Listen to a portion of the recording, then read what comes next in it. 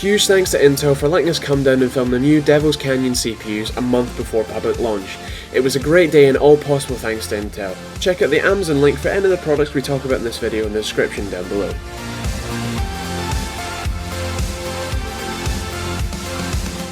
Hi guys and welcome to TechteamGB. Today we're here with Anna and Simon from Intel and we're going to be taking a look at some of the 2-in-1s and Ultrabooks that Intel, basically Intel powers. Alright guys, so if you can just take us away and sort of tell us how Ultrabooks sort of started, how Intel helped enhance the performance of them, and sort of what Ultrabooks are in general. So Ultrabook was actually a concept that we created back in 2011, around this time, 3 years ago. So we kind of saw this interest and this need for thinner, lighter PCs, mobile PCs, and we created a spec in terms of the Z-high power, the length of battery life the product would have, and a couple of other kind of features that we felt would kind of help define this category of computers. So what we have on the table is just an array of different types. In the past 3 years, we've gone from having just a couple to over hundreds of different types, and they all have different capabilities. So Simon, I don't know if you want to kind of walk through some of the ones we've got? Yeah, sure, thanks Anna. Starting from this side here, we have, this is the Dell XPS 11, which is very conveniently saves some power and turn the screen off. So you see here it looks like a regular laptop, and then if we spin it around, the screen keeps going, and then the hinge allows the full 360. So you can use it as a tablet. It's very, very thin, and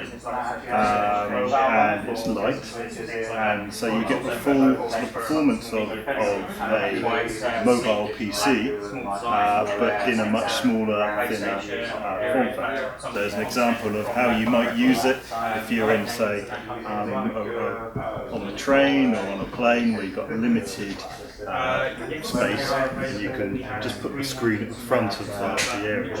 Use it more like a TV or something like that. Exactly, good for multimedia. Great for multimedia. And you can just fold it down and also use it like a tablet. So it's almost like an all-in-one as well, like a converter. One of the things with Ultrabooks is we started also created 2-in-1s, and that's kind of what Simon was talking about, which is you have it in a clamshell mode, but you can also have it in a tablet. Yeah. So you kind of get the best of both worlds, having a keyboard or not. We have a couple detachables as well, where they do get shipped with the keyboard, but it does have the function of being a true tablet. So all the computing is of course behind the glass rather than behind the keyboard, as a lot of these convertibles but non-detachables are. So this is the Dell XPS 13, that's the 12, and it's got a carousel way to get into a tablet mode, and it's just quite fun. It's very sturdy, but it's a really great way of also again rotating, so you can have it kind of facing you as well as rotating it back. Yeah, without actually having to turn the screen each time. Exactly. So just another different way, a different model of converting from clamshell to tablet. So it's really cool. So should we move on to the Lenovo Yoga next? Sure. So this is Lenovo Yoga 11S, which is 11 inch. It's a 13-inch version of it available too, 13-inch Pro 2. But this has a fully rotating hinge, so you can see here, the power button, here it is.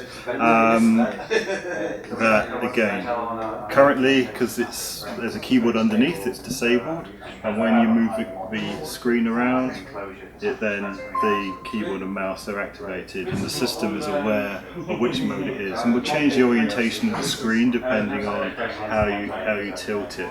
The systems have sensors. That's part of the Ultrabook specification.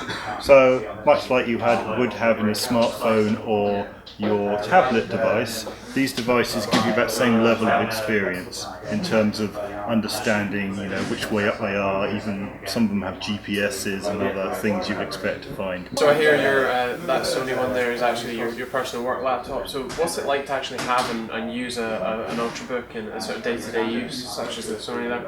Well, actually, this is great. So this is more of a traditional clamshell design. So this is sort of what the first generation of the Ultrabooks were like, in terms of they were effectively thin laptops before we had all the two-in-one designs and everything else that came along afterwards. However, this particular one is made of carbon fibre, so it weighs under 900 grams. So it's very light, great for mobility when I go travelling and everything like that. It has a touch screen, a full 1080p screen, very bright and colourful screen. It's got good viewing angles. This one has a matte cover. It was an optional extra, but it keeps the fingerprints off. So you see it has a touch screen here, as well as all the other features you expect. This has a Core i7 processor and 8 gigs of RAM in it, and a 512 gig SSD as well. So it's in terms of using it, well, today it's been running a presentation for about 4 hours.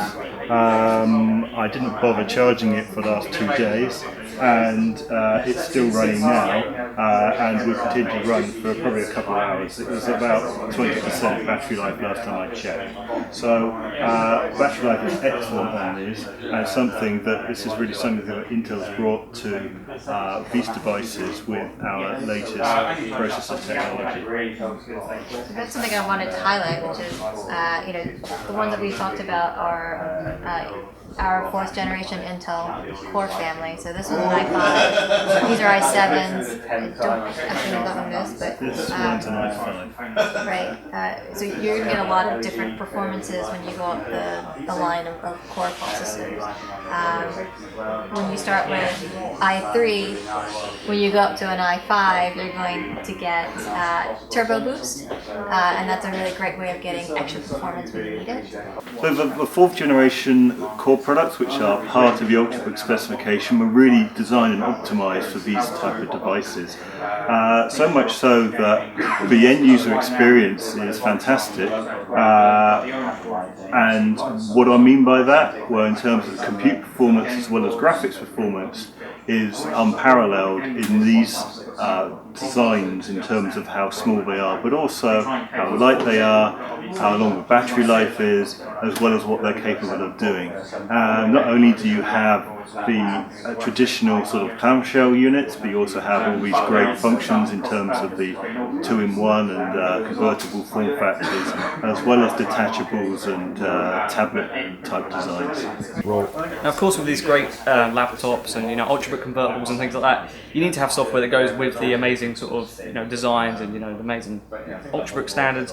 And one of the pieces of software that we've got here is the Gemini Critter. Critter Gemini. So this is an open source kind of paint application, and you can kind of see that when we're in tablet mode, it's pretty basic. It's nice and touch capable, so you can go in and kind of do what you want here. But then when you put it back into kind of tablet or Ultrabook mode, all the other extra features pop up for your mouse and keyboard use. So it's much more filled, and you can do more things with it that way. So how do people, know that when you buy an Ultrabook or Intel sort of certified Ultrabook, that they're going to get a sort of battery life, like the 7, 8, 9 hour sort of battery life that you're looking for? Oh, that's a good question.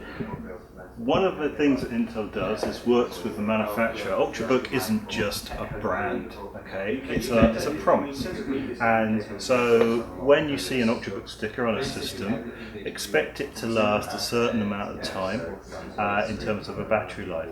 This is one of the tests, one of the criteria that we give the system manufacturers. It's 6 hours of running video, okay? That's one of the many criteria we ask them to complete, and we do verification afterwards to check that the systems meet the Ultrabook specifications, and once they do, then they're free to put the Ultrabook sticker on the system. So when you see it on the shelf, you know that it will have these sort of ingredients in it which give it the sort of user experience and the promise that Intel's offering. Alright guys, so massive thanks to Anna and Simon for talking us through the entire Ultrabook setup that we have here.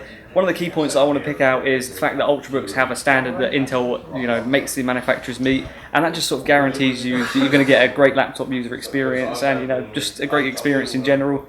So yeah, Ultrabooks, they are the way of the future. You've got so many different types of ones, ones that flip around the screens, ones that, undock, you've got the convertibles, and, there's something for everyone here. Thanks for watching this TechteamGB video. Obviously we've been here at the Intel Bloggers Day. It's been great fun to be here, and if you haven't checked out all the rest of our Intel Bloggers Day content, then there'll be a link down below, and also there'll be an outro in just a second that you can click on some of those for. So anyway, hit the like button if you like it, hit the dislike button if you dislike it, leave a comment and let us know what you thought of anything. If you've got any questions for Anna or Simon, I'm sure we can get those to them and get them answers for you, so leave those down below. There'll also be links in the description for hopefully all of the Ultrabooks, tablets and all that sort of stuff we've got on the table here. And yeah, as I said, check out the other content and we'll see you on the next video. Once again, a huge thanks to Intel for letting us come down and play with our awesome new Devil's Canyon CPU lineup. Just a quick shout out to Asus and Gigabyte who helped out as well with our awesome new motherboards. We'll be working very closely with Asus, Intel and Gigabyte to bring you guys the best possible coverage of not only Devil's Canyon and Z97, but also loads more future releases, so stay tuned. Click on some of the videos on screen to see some of our brilliant Intel Bloggers Day coverage.